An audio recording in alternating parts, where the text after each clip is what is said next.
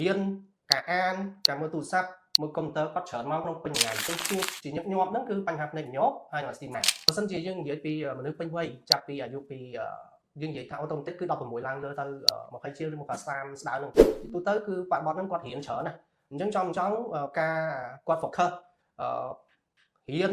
ការអានការមើលទូរស័ព្ទមើលកុំព្យូទ័រគាត់ច្រើនមកក្នុងពេញថ្ងៃអញ្ចឹងជាទូទៅដែលខ្ញុំជួបជាញឹកញាប់ហ្នឹងគឺបញ្ហាភ្នែកញោមហើយអាស៊ីម៉ាចឹងវ័យហ្នឹងគឺអ្នកនរគ្នាបង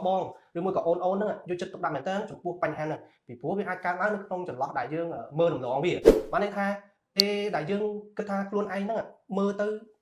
object មួយឬមួយក៏រូបភាពមួយច្បាស់ប្រើឈឺក្បាលនេះជាសញ្ញាណមួយដែលយើងទាំងអស់គ្នាអាចដឹងថាយើងមានបញ្ហាភ្នែកឬមួយក៏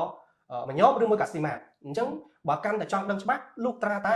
យើងទៅរកអ្នកជំនាញណាដែលគាត់មានបទពិសោធន៍យូរឆ្នាំបទពិសោធន៍ត្រឹមត្រូវទើបអាចឆែកដឹងថាសុខភាពភ្នែករបស់យើងហ្នឹងមានបញ្ហាដែរឬអត់ដូច្នេះមានន័យថាបើសិនជាគាត់ចាប់អារម្មណ៍ថាខ្លួនឯងមើលអីមួយរៀងឈឺក្បាល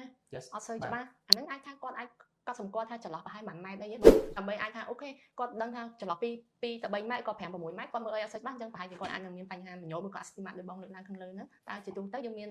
ចង់និយាយថាចំណុចណាខ្លះដែលគាត់អាចគាត់សម្គាល់បានជាទូទៅតាមស្តង់ដារគឺ6ម៉ែត្រ5ទៅ6ម៉ែត្រយើងអាចប្រខិតដឹងថាសុខភាពភ្នែករបស់យើងហ្នឹងចាប់ object ឬមួយក៏រូបភាពហ្នឹងបានកម្រិតណាច្បាស់អត់អញ្ចឹងយើងត្រឡប់មកសួរខ្លួនឯងវិញថាបើសិនជាក្នុងចន្លោះហ្នឹងយើង5ម៉ែត្រ6ម៉ែត្រឬមួយក៏លើហ្នឹងយើងមើលអត់ច្បាស់ទេយើងទៅតែរកអ្នកជំនាញឬមួយក៏ទៅជួបពិភាក្សាជាមួយនឹងអ្នកដែលគាត់មានបទពិសោធន៍ខាងហ្នឹង